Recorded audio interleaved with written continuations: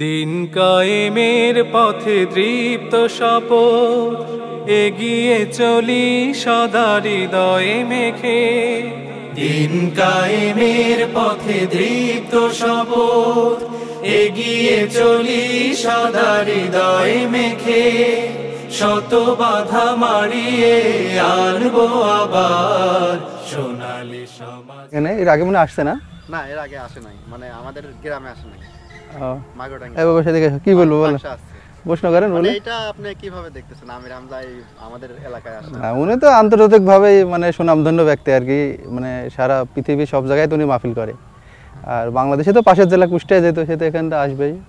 আর এখন তো এই যে জামাত ইসলামের যে নির্বাচনের জন্য আরো মানে এটার জন্য আর এখানে বেশি ফোকাস করতেছে আমাদের মনে করে প্রচারণার জন্য আর কি, যে জামাতের পক্ষে আর কি এখানে সমর্থন আছে না, যেখানে যে এমপিতে দাঁড়াইছে নমিনেশন যে পাইছে তার হয়তো পক্ষে কিছু কথা টথা বলবে। এটাই আমার বাড়ি আর আমার পাশাপাশি গ্রাম, ওনার বাড়ি পাটিকা বাড়ি আর আমার বাড়ি কুন্টে আসার, হালসা কুন্টে আসার, 3 কিলোমিটার দূরে আর কি আমার বাসা থেকে।